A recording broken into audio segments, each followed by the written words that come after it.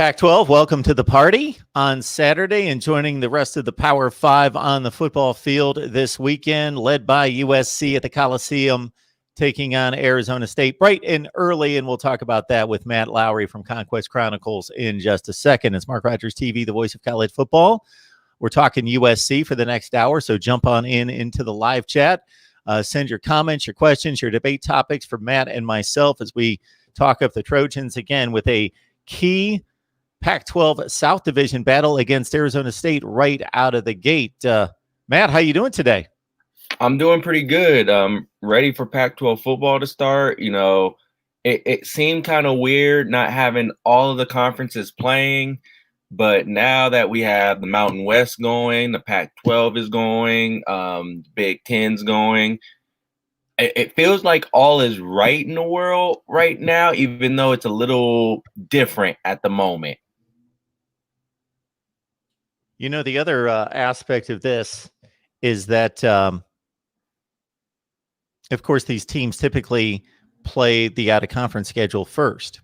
So they get the 2 or 3 games under their belt. USC is often played like a Stanford early in the season, maybe to break up the non-conference schedule, but at least 2 games non-conference, whether that be the likes of an Alabama like they were scheduled to play this year, or maybe a couple group of 5, you know, some teams out of the Mountain West. Somebody, I don't necessarily want to downgrade them to a warm-up game by any stretch because those teams have been very capable of challenging the likes of USC, but at least games to get yourself set and understand who you are and what you've got before you dive into a key conference game like USC does right out of the gate against Arizona State in the Pac-12. So it's intriguing also from the aspect that right out of the gate, key game in the Pac-12, key game toward determining who may come out of the Pac-12 South. Yeah, with this weekend's game between USC and Arizona State, from the jump, this is going to be one of those, how can I put it? This is going to be one of those elimination games early, especially with how many games there are in the season. You know, initially this was the early game of the season. If we had the normal schedule, this was bound to be what I would say. This was the opener. Actually, this was the Pac-12 opener to begin with, under the normal schedule that they had. But now they're opening up again after a couple of revisions and stuff. But this is going to be a huge one. It's a 9 a.m. game, which really we were talking about off the air, that it's weird to see a 9 a.m. game, but this is a 9 a.m. game. All eyes are going to be on USC and the Pac-12 and Arizona State. And this could very well determine who wins the Pac-12 South. I mean, of course, you have Utah that's still in the mix, but really these are the top 2 teams in the Pac-12 South right now, and I'm intrigued to see how this game is going to go. When you bring up the wake-up call, see, that's what really gets me in regards to you know, it's one thing for any of us to get up on a Saturday morning and have to go run errands or do something like that and get up a little bit earlier than we wanted to once we wanted to, sleep in on a Saturday morning, but thinking, I got to run some errands or I got to do this or do that. Well, it's one thing to go run errands or do a little work around the house. It's one thing to have to be wide-eyed and ready to go and roll with running your 4-5 and hitting people and being that awake at 9 o'clock in the morning. That's a completely different level of having to be awake at 9 o'clock in the morning. I know Urban Meyer made the comment, and then it was verified by Herm Edwards had made a statement. We talked to Arizona State earlier this week that he was going to have to get his guys up at like 4:30 in the morning to get them fed, get them ready, get them alert and awake and ready to go, and through all the warm-ups and the stretching to get ready to play some football at 9 a.m. Yeah, it's what a lot of people don't understand. And I mean, us, people as fans, we often say, man, that's early for us to wake up. I don't know if I'm going to be awake and see that. But a lot of people have to understand that these players, they got to wake up even earlier to prepare for the game. It's so much of a process to go through to get you ready for a game from a player standpoint, a coach standpoint, everything. So that's the interesting part. Not to mention, this is the first game that they're playing of the season. We're in November. Typically, we're halfway through. At this point, we're about halfway through the season. So you're starting the season opener. You haven't really hit anyone. I know USC's been having scrimmages at the Coliseum at 9 a.m. They've been having 9 a.m. scrimmages at the Coliseum, I believe. So they're trying to get accustomed to this whole thing as well. It's all just a brand new avenue for everybody. So, Matt, when we look at what else is different about this game is obviously starting the season the first week in November. Number two, starting with a Pac-12 game that should factor heavily into the division championship race. And then number three, obviously what we've all had to deal with in our lives for the last 7 months and what these football programs have had to deal with. just think about all the preparation and all the things that go into running a football program anyway and preparing these athletes for a season, all the weightlifting, the game study, the film study, the organization, the meetings, all the things, the travel, the scholarship maintenance, all the things that go on in probably, and then added on to that is we've got to educate everyone on the safety guidelines. We have to do the testing periodically throughout the week. I guess that's got to just add a whole other dimension of rules and regulations and just time consumption of time away from football to make sure everybody's safe and secure and everybody understands the guidelines and they're being followed and all the measures that are put in place. And then leading up to this game, you were telling me about how USC is going to handle just the preparation at the game in terms of getting the players suited up and ready to hit the field.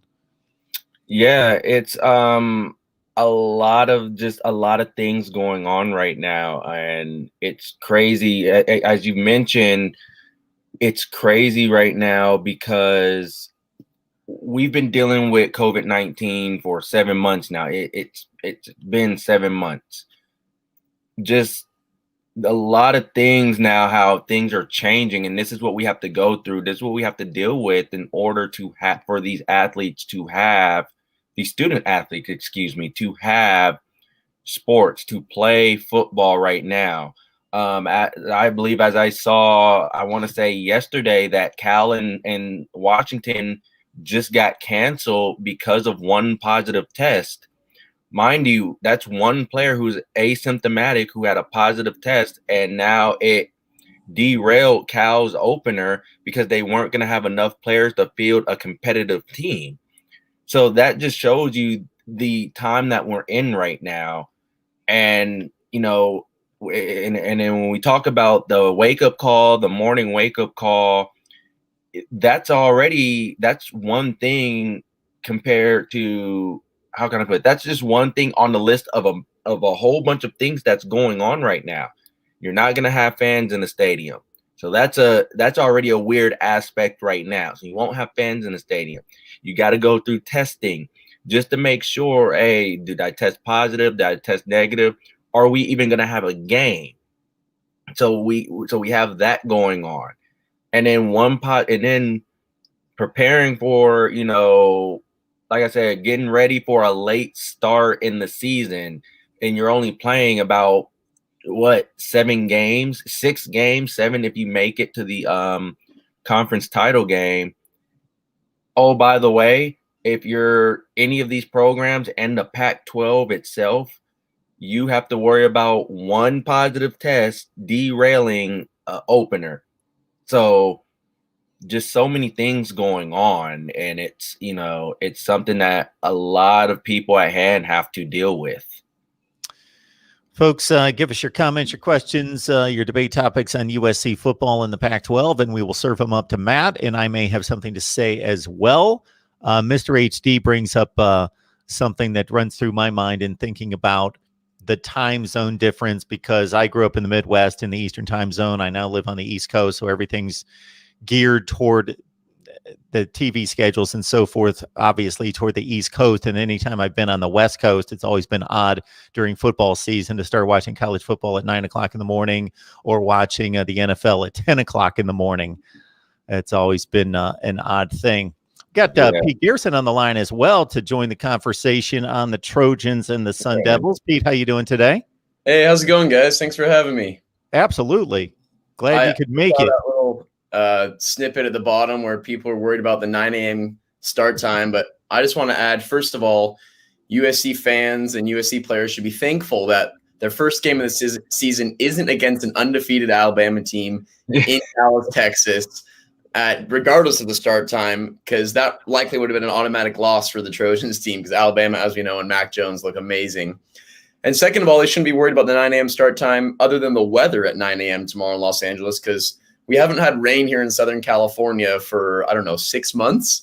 And, of course, game 1, November 7th, 9 a.m., the storm's really supposed to hit at 9 a.m., and it's about an 80% chance of rain. So, obviously, this is Southern California boys. Not that Arizona State's any more used to rain over in Phoenix, but it could totally change the landscape of the game calling and the game plan for Graham Harrell and that USC offense, who loves to pass, who works the air raid offense. Yes, the Trojans do have 4 great running backs in their stable that they can hand the ball to, but if we get out there and it's mud football at 9 a.m., highs in the mid-50s, it definitely could be a little different atmosphere than a normal Coliseum landscape.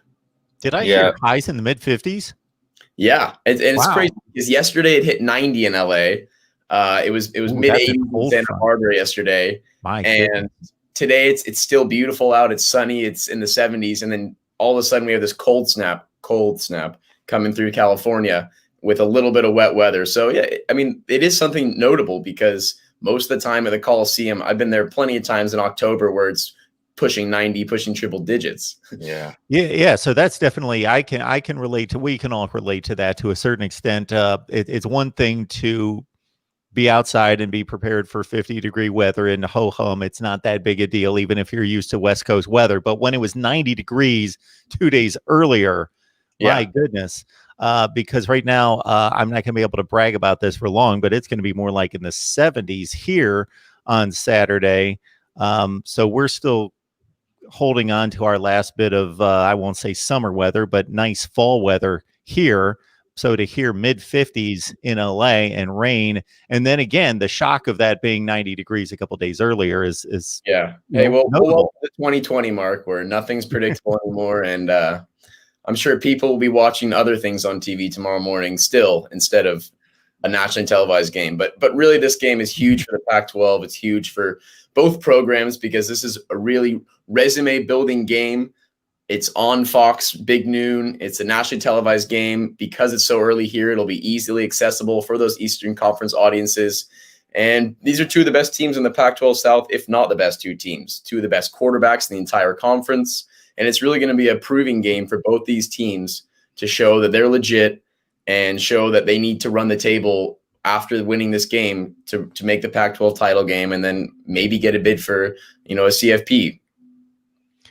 So we've got a bit of a different flavor here than a lot of USC shows that people will come across in that, my viewer base comes from all over the place. So I'm seeing Michigan people, Florida State, Clemson people already in the chat here. So they need to get familiar with USC football, especially since the Trojans have been on the sideline for so long and the Pac-12 as well. So Jordan, Clemson fan here, looking at USC's schedule, says they should be favored to win every one of their games. And Pete, I know that's something we discussed the last time we were together.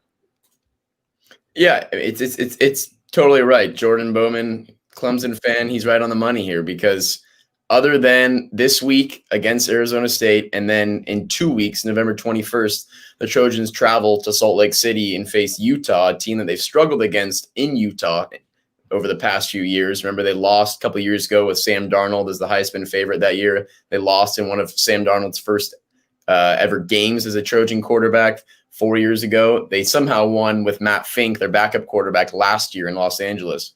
But this Utah team's different. We talked about it Their quarterback's gone. Zach Moss, the reigning Pac-12 Offensive Player of the Year, is gone. They lost 5 defensive players to the NFL draft. I've actually been watching these guys on Sunday. Oh, yeah, those guys played on Utah last year. So that's not going to be the same Utah team, but you have to respect Utah on the road. And then USC comes back home, faces Colorado, a team they've never lost to. And they go their only cross conference game where they face a Pac-12 North team is against Washington State, possibly one of the weakest teams in the Pac-12 North. And then you end the season December 12th against UCLA. And we all know UCLA hasn't posed much of a challenge over the last few years. The Josh Rosen game a couple of years ago at the Coliseum, UCLA has posed a challenge, but we know this year they probably won't match up with USC talent-wise. Yes, last year they beat USC when JT Daniels was the quarterback, and then a few years before that, Josh Rosen was the quarterback, and it was a close game for Sam Darnold. But you're right. It's supposed to be an easy schedule for the Trojans, other than this week 1. And because of the rain, because these teams haven't practiced and haven't played a full game recently, it could be some little things to iron out. There could be some issues. And Clay Helton said it, watching other teams play around the country, you've seen a lot of kind of mistakes, penalties, things that you just need to clean up in the first few weeks. And these two teams haven't had the luxury of playing any games and getting into that game style mood. I have heard that the Trojans have been practicing early this past couple weeks and doing run-throughs early in the morning, workouts early, just to get their mind and bodies ready to play at that time of the day. But it's going to be, I mean, if you can't get up for a 9 a.m. start to start the season, both these teams have been wanting to play all season long. If you can't get focused and get up and get energized, which I'm sure all these players will, then you shouldn't be playing football, because these guys are going to be pumped up. They only have 7 games to prove it. And I really think everyone should tune in tomorrow, because you got 2 of the most exciting young quarterbacks in the league, 2 standout wide receiver cores. Arizona State's defense and their secondary actually is the strongest part of their defense, and they're going to be matched up against the best wide receiver core in the Pac-12 conference, one of the best wide receiver groups in the country, with Tyler Vaughns and Amon-Ra St. Brown, Brew McCoy. We finally get to see a 5-star recruit. So it's going to be extremely fun to see those 2 teams match up. And then Jaden Daniels, who had 19 touchdowns and only 2 interceptions last year, also a bit of a dual threat guy, definitely got some wheels. So, I mean, it's going to be fun. It's going to be high scoring. USC is a 10-point favorite. I see 10.5, but I would expect Arizona State to cover. I think USC can win, but it's going to be definitely by single digits. Yeah, Matt. So to extend on Pete's point, I apologize if anybody can hear the outside yard work and maintenance going on around me. It's pretty loud. So, Matt, to extend on that point, I don't think USC needs to apologize for any type of scheduling favors that they receive, because this program schedules tougher, or as tough as anybody in the country. I don't want to elevate them above everybody, but my goodness, they will go play anybody at any time. And obviously with Notre Dame permanently on the schedule from an outside the conference point of view, but no Oregon, no Washington. And those would be the 2 teams. Cal is a up and comer, has and no Notre Dame building their program. Absolutely. Yeah, as it was mentioned, no Oregon, no Washington, no Notre Dame on that schedule, no Alabama, thankfully, on that schedule. This, honestly, between this and I would say Utah is USC's toughest games. And guess what? They get that knocked out in the first 3 weeks of the season. So how the way we look at this right now is with this game, I think with this game, and I would say Utah to an extent, but really this game, there's a lot at stake for USC. I know we say there's a lot at stake for both of these teams because of the division and because of the potential Pac-12 title. But for USC, a little bit more is at stake here, because now USC is getting thrust into the conversation of the college football playoffs.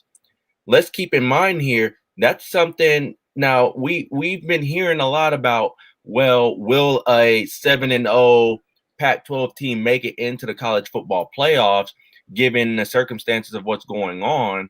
But they're now being thrusted into that conversation with the likes of Oregon. And I think ESPN put out a percentage of teams in the Pac-12 or teams in the nation who can make the college football playoffs. And I believe Oregon and USC were separated by about 2 points, by 2%. So a lot is at stake for USC here. Not just you beat Arizona State, you're in the driver's seat for the Pac-12 in the Pac-12 South. Not only you put yourself in a good position to play for the Pac-12 championship, you put yourself in a position to potentially play for that and potentially make the college football playoffs. So this is a huge game for USC to really come out and to make something, and to make themselves known here. I mean, not known, but make a impact here. That's something that's huge for USC. Now, and one thing I'm interested to see, I know a lot of people talk about the offense against Arizona State secondary. I'm interested to see USC's defense and what Todd Orlando brings against Arizona State, because we know Arizona State loves to mix it up. They love to run the ball. Jane Daniels, as you mentioned, is a dual threat type of guy. He can, when he gets out into space, he's dangerous.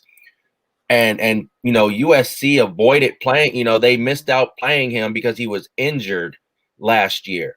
But I'm interested to see how Todd Orlando's defense, and we know he runs an aggressive defense where he loves to blitz a lot and he puts his DBs on an island. I'm interested to see how that defense plays out. What does the USC defense look like? I'm very interested to see how it is, because with this amount of talent that Todd Orlando's going to have, and especially the new staff that they have on the defensive side of the ball, it's going to be interesting to see how they defend Jane Daniels and this Arizona State offense. I'm sorry, we've got a comment here from Mr. HD about Brew McCoy. Just threw out the name Brew McCoy. Obviously a huge recruit, but there's been a lot of controversy and just a lot of, not necessarily to the young man's his fault, but just a lot involved in his just getting him on the field and ready to play. Do we have any latest on Brew McCoy? Other than he's playing tomorrow, there hasn't been any updates on anything. I mean, a lot of the word around Brew McCoy has been nothing but positive. He's been, McCoy has been looking very good, according to what we've been hearing and what people have been talking about. But he's really stood out. He's really been standing out in practice. And I mean, you throw him into the mix along with St. Brown, as we mentioned, Tyler Vaughn, Drake London, who had a huge year as well last year. They have a lot of receivers, and not to mention, you still have Gary Bryant Jr. and Joshua Jackson Jr. You have those two freshmen who are also going to see some good playing time as well. So a lot of talent, but Brew McCoy, it's been nothing but good things with Brew McCoy in terms of how he's been looking in practice. Yeah, I think Brew McCoy and Amon-Ra St. Brown have really meshed. St. Brown's kind of taken him under his wing. I've seen them just through videos and stuff and through USC coaches that they've been working together a lot. They both have the high school football connection at Modern Day and stuff where JT Daniels went. And I think Brew McCoy, the only problem for him is going to be staying healthy, because he's got such a big body. He's 6'3", 210, an absolute beast. And also finding targets, because you have Tyler Vaughn's coming back. Vaughn's had 77 catches last year for the Trojans, over 100 targets. Amon-Ra St. Brown had 74 catches last year and over 100 targets from Slovis. And this is a pass-heavy offense, but Slovis even knows Drake London, as you mentioned, even better than he does Brew McCoy. Drake London's 6'5", 225, also on the basketball team at USC. So those three guys are going to kind of command targets. You've got a great tight end in Jude Wolfe. And so it's going to be hard for guys like Brew McCoy and Gary Bryant Jr., who are extremely talented, to even get their fair share of targets, probably what they're used to getting, especially at the high school level. They know that coming in. They know choosing a big school like a USC doesn't mean they're going to be the top dog from day one. But Brew McCoy, as we all know, went from USC, did 2 weeks of school in January of 2018, and then came back, then transferred to Texas, decided he didn't like Texas, wanted to come back to home, and then came back to SC. So it should be fun to see him playing in the USC uniform, finally playing in the Coliseum. And yeah, he is on the same team now as a former Texas coach in Todd Orlando. Should we talk about here? I'm sorry, what's that? Should we talk about Jay Tufele here? Yeah, Jordan? we got a question coming in about him, top defensive line prospect for the NFL draft, who is not going to be playing, so just trying to replace him. Yeah, I mean, you can't replace a guy like Jay Tufele. He's over 300 pounds. He's a beast. He was a sophomore last year. He's already one of the best defensive linemen in the country. But thankfully for the Trojans, you do get a lot of that defense back. A lot of guys are becoming now from sophomores to juniors, so they have a little more experience. And the one key guy who's going from a freshman to sophomore is Drake Jackson. And Drake Jackson is a game wrecker.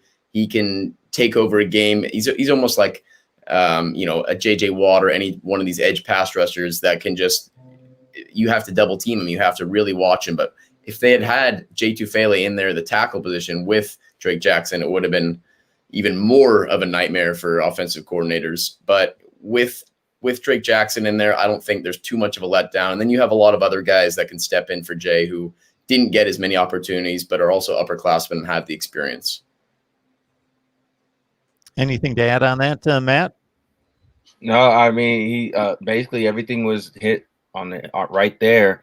Having Jay Tufele out, I mean, that still is a huge void because, as mentioned, he's one of the top defensive linemen in the nation.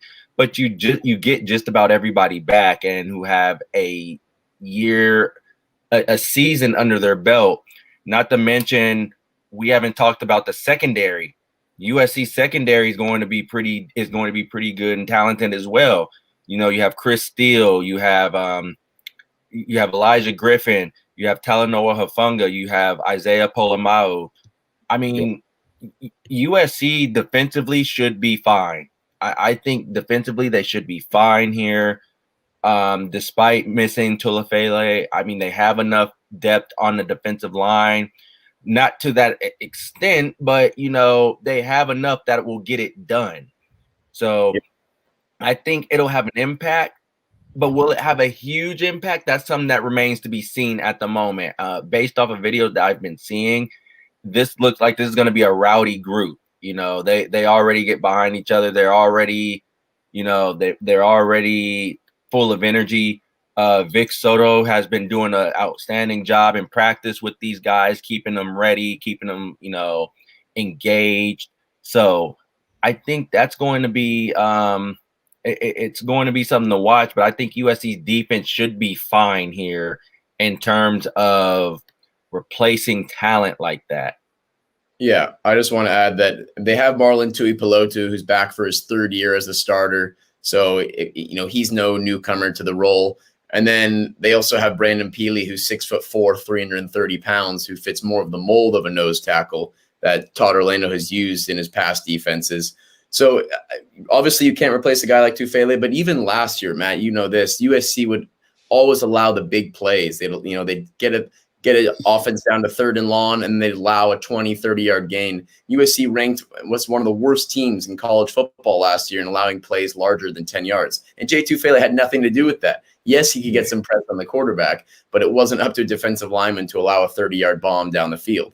So they have guys to replace it. You mentioned Talanoa Hufanga and Isaiah Polamau are two of the best safeties, I think, in the conference. And those guys hopefully can stay healthy because Hufanga last year was constantly getting injured. And so with guys like that are extremely talented, USC's always had the talent. We know that. But I don't think they were disciplined enough. I don't think Clancy Pendergast cared about disciplining them as much. I don't think he cared about as many penalties as they racked up. Todd Orlando, I think, comes from a totally different background, a lot more strict. As you mentioned, it's a rowdy group, and they want to get after it. They want to prove their worth because all the talk has been on the offense, how good Slovis is, how good the wide receivers are, rightfully so. But this defense has something to prove if they want to really show the rest of the country that it's a complete team. People are excited about Gary Bryant Jr. in the 2020 class, 7th rated wide receiver in the country. top 5 prospect in California, top 50 prospect in the nation, according to the 247 Sports Composite. Obviously, the wide receiver room is stacked and loaded. He's not necessarily going to be needed this year, but do we expect him to see the field much? He'll see the field, according to Harrell and to Helton. He's going to see the field.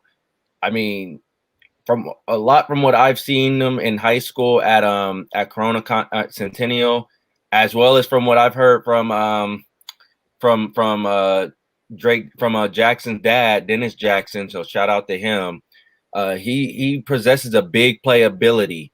So that's somebody who you need on the field, who adds another dimension to your offense. And I think he's somebody who you can't keep off the field like that. So I expect him to be on the field. Now, he'll be rotated in. Do I expect him to start at any point? In my view, not really, because you got to you got to take a spot from McCoy, St. Brown, Vaughns, and London, and I don't think they're giving up those spots anytime soon. But I think you'll see him on the field in different ways. Remember, this is the same Graham. This is Graham Harrell here. Graham Harrell is known to throw little wrinkles in there. Remember, he had Amon-Ra St. Brown at running back. And we saw what saying, and he had him line up at running back just to find different ways to get St. Brown the ball. So Harrell's going to find ways to get his best playmakers the ball. And with Bryant Jr. in there, he's going to find ways to get him the ball, whether that's lining him up in the backfield or he'll line him up at tight end if he has to. He's going to find a way to get him the ball in the most creative and effective ways. Exactly. Yeah. As you mentioned, there's not going to be a lot of room for Gary Bryant Jr., but he's a fantastic route runner, very polished in that facet of his game. He's really quick, obviously, a bit of a smaller frame, but he kind of fits that Deontay Burnett type of wide receiver, or someone just said earlier, Robert Woods, definitely a slot guy, but it's just going to be hard to get him that many touches in this offense. But Clay has said that he will get a look at it, and, they recruited him for a reason here at SC. He's a dangerous guy, deep, like you mentioned. And heck, maybe we'll see him returning some punts and stuff, because that's what Amon-Ra has done in the past. But I feel like this year they're going to want to keep guys a little healthier. And as you mentioned, Amon-Ra was a running back last year. That was because Vavai Malepeai and Stephen Carr and Stepp all got injured at one point. And I think it was that game at Colorado where they handed the ball to Amon-Ra St. Brown. He sprinted for a 39-yard touchdown. So that was by committee. This year, the Trojans are hoping to be a little more deep. And, with a 7-game season, that should be easier. Got another player question coming in from Mr. HD about Gayo Teote. I'm always relying on Pete for the pronunciation on some of these names. If I don't see USC play like 3 days ago, then I forget the pronunciation on some of the names. But I'll get familiar tomorrow afternoon. Yeah, it's that Polynesian Pele Nao Teote. It's almost the G turns to an N. That one took me a while to pronounce too, but once you see this guy play on the field and hear his name mentioned, you start to learn his name because he's that good. Super humble guy, massive. I mean, like 6'3", 230, and he looks even bigger. Very respectable guy, great leader. I think he's going to be either, the main, now that Jordan Iosef has been injured, I think he's going to be the main MAC linebacker in this defense for Todd Orlando. And yeah, I think he can anchor the defense. I think he has the leadership abilities. I think he learned from guys like Cam Smith and others in the past. And he's a fantastic tackler. I'll say that. He's not the fastest guy. He's not the quickest guy. He can't jump the highest. But if you're running back and you see him staring down the trenches and the linebacker and Nao Teote right in front of you, then yeah, he's going to do big things. Another problem with him was staying healthy last year, but so far he's coming into camp full strength, and he should be fun to watch. Yeah, he from what I've been reading and from what I've been hearing, that he's matured a lot too. So that also plays a huge role. But you've mentioned it too. He had a chance to learn from Cam Smith. Also John Houston. He also learned from Houston as well. So he had 2 years being under experienced linebackers or playing next to experienced linebackers as well. So I think he can definitely anchor this defense. He can definitely anchor this defense for sure. And a lot of people forget that USC also has some talent at linebacker, but I think with him, he's a guy who can really stand out this year in that linebacking core. No doubt. All right. Appreciate Pete Garrison and also Matt Lowry from Conquest Chronicles joining us to break down USC. We thought this would be a fun conversation and an important one to kick off the Pac-12 and kick it off bright and early, at least here on the East Coast. And obviously for all of you as well, based on what you're accustomed to, if you're going to check out some football at 9 a.m., it's typically coming from the Big Ten or the SEC or somewhere else. But, man, Pete, like I mentioned to Matt before you jumped on the line, it's one thing to say, get up on Saturday morning, go run some errands, or do a little work or a little light work around the house, and it's another thing to say, go run your 4.5 and collide with some other very large men at that time of the morning. That is quite the wake up call. Exactly, it is. But as we said earlier, these teams have been chomping at the bit month in, month out, watching all these other teams play. And really, over the past weekend, the Pac-12 was a big winner because the Big 12 keeps beating up on themselves. After Texas upset Oklahoma State, it's going to be tough for the Big 12 to get one of those 4 spots in the CFP. So really, and we've seen people put it down here below in the comments that USC could run the table with their somewhat easy schedule. Oregon doesn't have a terribly tough schedule. Yeah, they have to face Washington and Stanford, but those teams aren't quite the same that they've been in the past. And I'm really looking forward to Graham Harrell's offense in year 2 because he said it all along. We had a great passing attack last year. They had the 6th best passing offense last year. They Slovis set a Pac-12 record for completing 71.9% of his passes. He beat Andrew Luck's Pac-12 record that he set back in 2011 at 71.2%. But Graham Harrell's constantly said, wait until year 2 of this offense when we really get it integrated. We really get everything down. The wide receivers get another year older and having more experience. And we saw that kind of happen in the back tail of last year where Slovis had 4 games with over 400 yards in his final 6 starts. No USC quarterbacks had more than 4 400-yard games in their career. Matt Barkley also has 4, but that took him 3 years to do it. So this Slovis guy, we can keep talking him up as much as possible, but the truth is on the paper right there. The proof is in the pudding. This guy's legit. He's talented. I've also heard he's put on about 15 pounds in this offseason. He's up to 215 pounds now.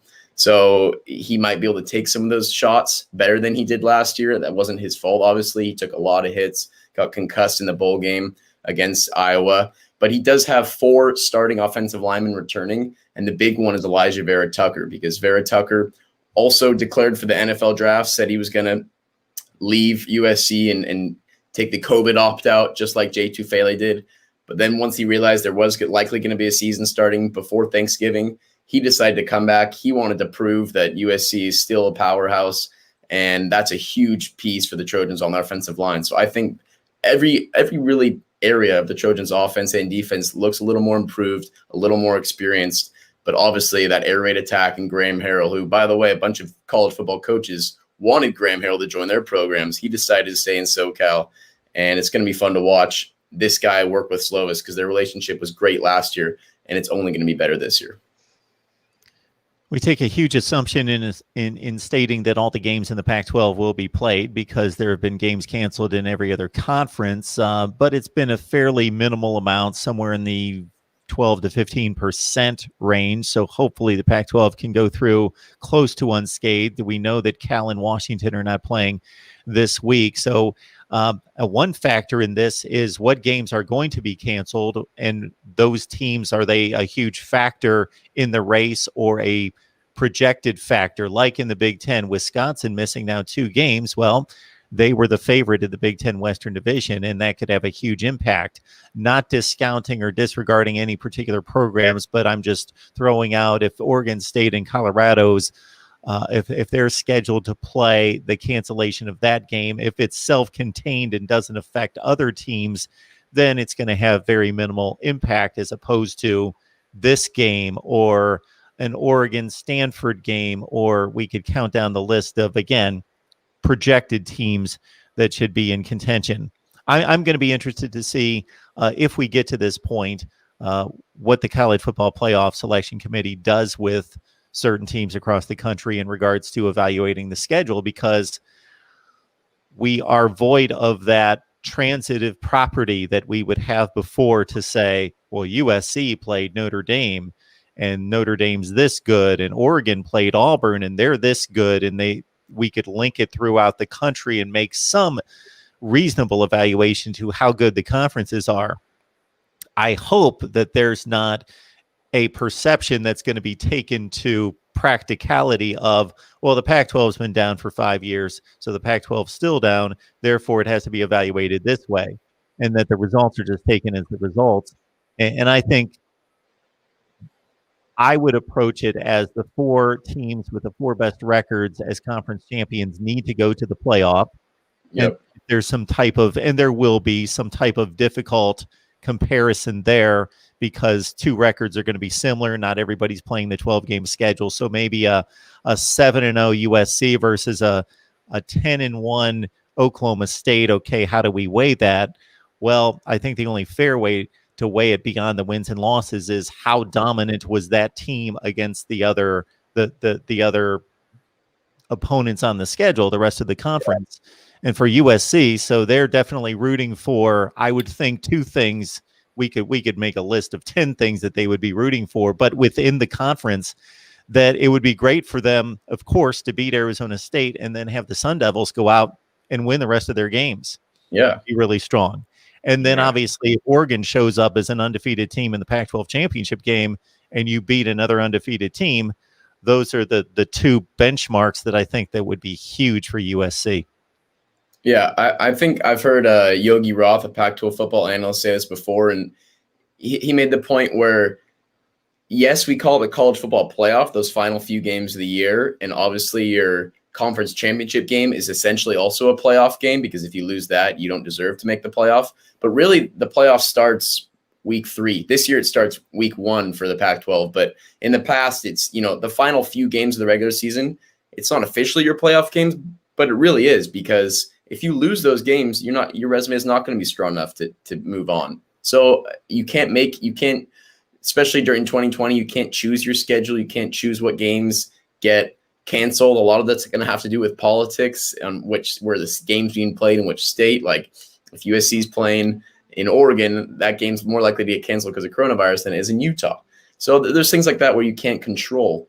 But looking at other team schedules like a Notre Dame they face Syracuse and Wake Forest and Boston College and 3 of the next 5 weeks. So that's not exactly the strongest schedule. If they beat Clemson though this week, then it is going to be a big boost to their resume. So I think we've got Ohio State going, we've got Clemson going, we've got Alabama going, and it's like you said, Mark. As a 7-0 Pac-12 team, going to match up against an 11-1 Oklahoma State team. We'll have to find out. Yeah, the uniformity, and it's a difficult process in a normal year, and I tear it apart every year. And 2019 was the only year that I personally felt as though, okay, these are the clear-cut, not necessarily 4 best teams, but the 4 teams that earned the spot, and I have no criticism of the selection. But every other year, I've had a huge criticism, not necessarily of the committee and their approach, but that it's just a system in which team number 5, team number 6 has a legitimate gripe and resume that could be debated to be as good or better than, say, team number 4. Last year was, again, pretty clear cut in regards to having it earned, but it's almost going to be an impossible scenario to which that comes out to that result again, because there's just too many variables. And again, no non-conference games, except for the big negative, as Pete, you alluded to, against the Big 12 and losing those games against the Sun Belt Conference. Yeah. So no positives to be gained from the non-conference play, but for the Big 12, that big black mark of losing a couple Sun Belt games by teams that are fairly competitive within the Big 12 upper tiers. Hey, Jordan Bowman knows his USC roster well. Jordan, I want to say you're right. The USC defense looks pretty good on paper, but we've been saying that the last 3 years that this entire roster looks good on paper, and then they just haven't performed during the season. But you're also right that Hufanga might be the best safety in the Pac-12. When I'm watching, Pete, I not to interrupt, but when I'm watching, he looks like an All-American. We talked about that last year. He had like a big 15 tackle game, and that was when he kind of came, I feel like, into your notice, and you really spotted him. The guy almost averaged a turnover in every game he started last year, and he missed the game at Washington that the USC lost, and that was a big one. But when he plays, he's a turnover machine. He's a tackling machine. They have Isaiah Polamalu, Troy Polamalu's cousin, at the other safety position with Talanoa Hufanga, but I think it's Talanoa who really looks like Troy Polamalu out there flying around the field. Another one of these Polynesian guys that loves playing for his team, all these guys are so close, it feels like at this point, especially through the whole coronavirus, now in year 3. And Talanoa, this could very well be his last year in a USC uniform, and he's fun to watch. I pray he can stay healthy because the guy is extremely talented. And yes, Jordan Bowman's right. This team on paper does look very stacked. Guess James is looking for a little betting advice here. I don't know if he was able to work down the line for some reason, playing some kind of teaser. But he's only having to overcome 3.5 points against Arizona State. Anything I love looking at betting lines and everything. So anything where it's 7.5 or 3.5, you got to be wary. Obviously, he bought down the line here. He's probably sitting at 3.5 at -250, -300. So he's not getting a ton of value right here. But I would take USC all the way down to -5. I think they can win by a touchdown or 2 field goals. Their field goal kicker is also great, Chase McGrath. 3.5 is an interesting line. You might as well go to 3 if you bought from 3. If you bought all the way down to 3.5. But I do see USC covering that many points. But it's tough when these teams haven't played in almost 10 months. It's tough to remember, how disciplined and how good these teams are going to be in week 1. So I would say yes, but I like to make bets or talk about betting lines in week 2 and week 3 once you have a little more resume to look at of these two teams. But yes, USC's favored. They're at home with no fans, of course. But if he's getting 3.5, then I think you can be confident about that. So, Pete, definitely the last thing you said has a lot of validity to it, although that could be flipped around to say, why not jump on something that you like in week 1 before Vegas has more information that they can work with to set the betting lines, because they're much smarter than us. You can look at that both ways, but certainly I would say most people that have some affinity toward betting and know something would side with what you just stated in regards to, gathering some information, maybe just dipping your toe in the water there early in the season, but then gaining some information through weeks, 2 and 3. And obviously there's not a whole lot of time to lay some money this year, especially on Pac-12 games. I think you can be comfortable with 3.5. Another way, if your betting site or whatever you use allows it, is to live bet it. You'll be able to see what the trend of the game's doing in the first quarter or first half. Maybe it's a close game and that line drops down to USC -4, -3, and then I would take that. Or USC could fall down 10-0 in the first quarter, and maybe Arizona's going to flip to be the favorite. So if you want to take the bet before the game, I think that's a safe bet, but you can always be patient and wait for that live bet. I will say that I think most people would be surprised at how many games are upsets each week in the top 25 and in the Power 5. So I've tracked this for about 3 years, and it's about 22%. It's between 20 and 25%. And it's very consistent week to week. It's not like half the games are upsets one week and then there's not an upset for 2 weeks. It's pretty consistent that if you figure all the top 25 teams in a typical college football weekend are playing, and a few of them play each other, so there's usually 20 or 22 top 25 games, that almost like clockwork, 4 or 5 of them will be upsets. And some of them substantial upsets, 10 and 14 point underdogs winning. It's just the difficulty of pinning which 4 or 5, because as Pete alluded to, the value of the selection is almost better or more valuable than the overall betting record you have if you can find those plays against the money line for an upset pick, then you only have to hit on 40 to 45% of those, and you will make substantial money. Yeah. I mean, one bet that you could look at would be the under tomorrow. I haven't checked what it's been updated to, especially, but as soon as I see a game with wind, rain, bad weather for two West Coast teams that aren't used to that, you might want to look at the under, because this could have been a high scoring affair in perfect weather conditions. But with rain in play, you might have to run the ball a lot more, and you might not be able to throw those deep passes like both these teams like to do. So we should look up that line before we make an assumption. Yeah, it could change at any moment, and we've seen it. I've seen it to where on the day of the game, a line will shoot right back up, or a line will go down even more. I think this one, well, it's at 10.5 now, correct?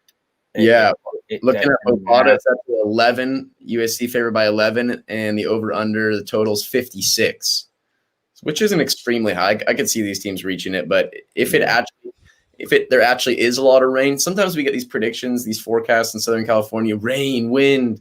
I remember when I played high school baseball, it'd be like, oh, sweet, baseball practice is going to be canceled now. We'd show up at the field. Coach says, nope, not a drop of rain. We're playing today, boys. So that can happen in SoCal, where they predict rain. We want rain. We haven't had rain all summer. We need some moisture to help out with the fires and everything. And then we get no rain. So you won't really know until 9 a.m. tomorrow. But if indeed there is a lot of rain, then that under could definitely hit. Yeah, especially knowing, and as you've mentioned, hasn't been a lot of rain in California, or in this case, Southern California. I know out in Phoenix, it was just 90. I was just out in Phoenix last weekend. So I know it was like 90 degrees, 88 degrees, and dry and warm out there. So it's, a lot of these teams, both of these teams haven't had the chance to deal with that type of weather.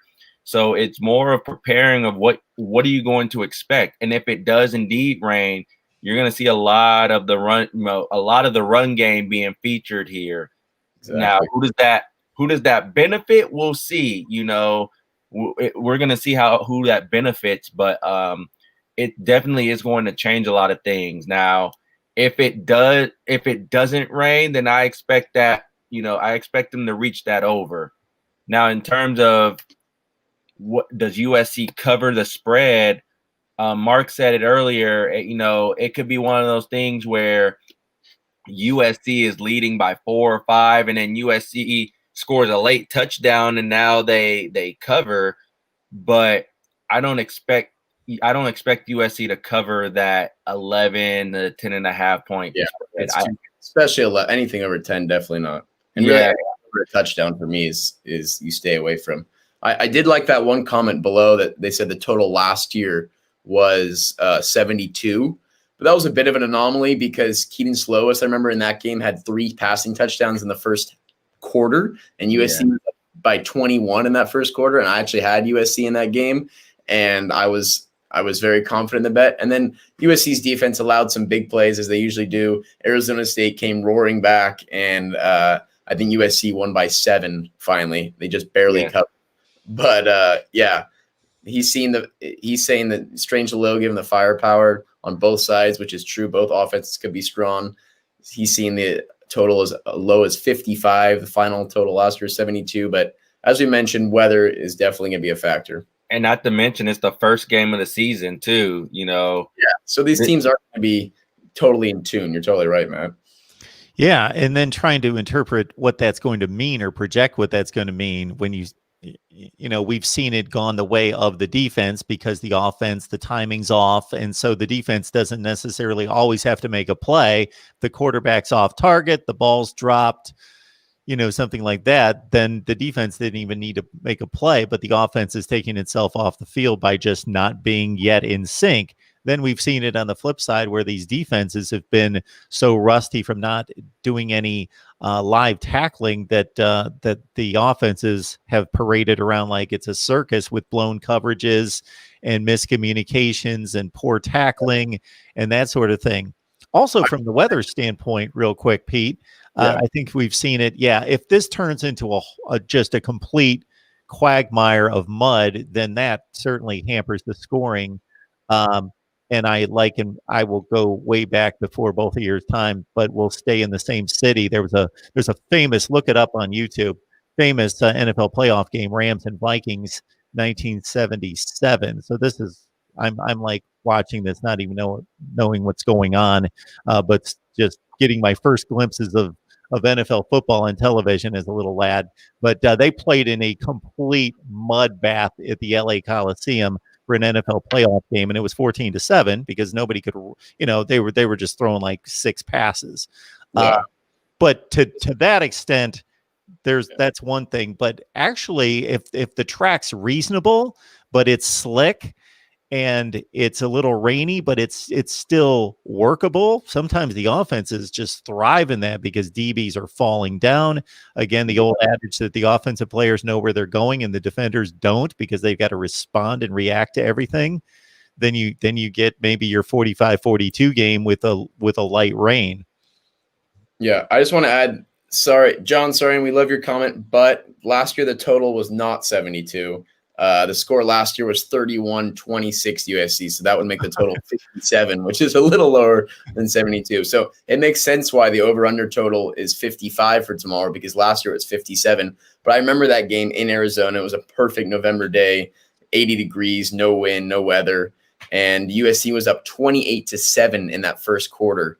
And I think it was a 4.5 point spread, which I took and thought it was an easy cover. USC was up 21 in the first quarter.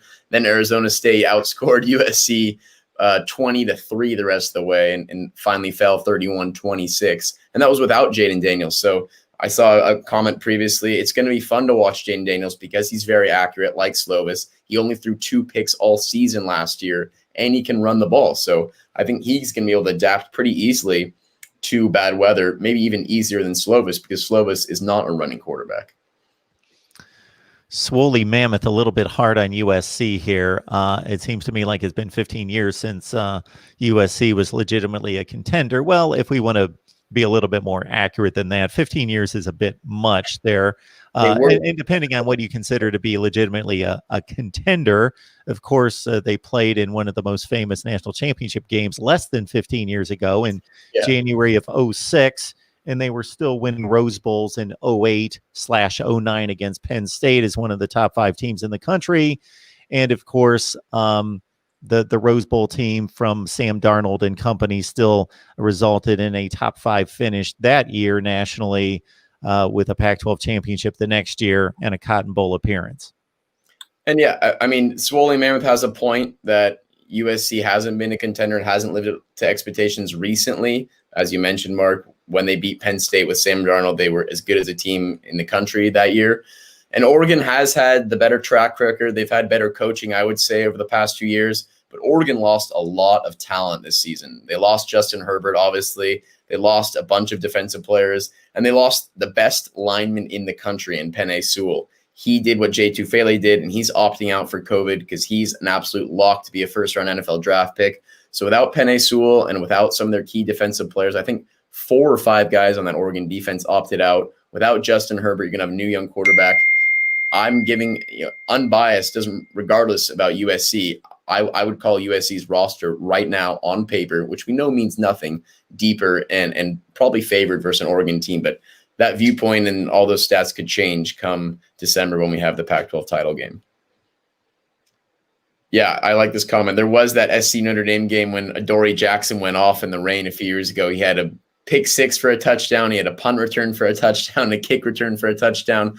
But those were different teams. That was when Notre Dame was struggling and USC was the top dog. But you're right, that Coliseum does get muddy. We've got Jordan Bowman again diving deep into the roster depth chart here. Jonah Meinheim. Yeah. In regards to just a freshman year for him on the O-line. Yeah, I mean, like I said, USC has 4 starting linemen coming back, including Elijah Vera-Tucker.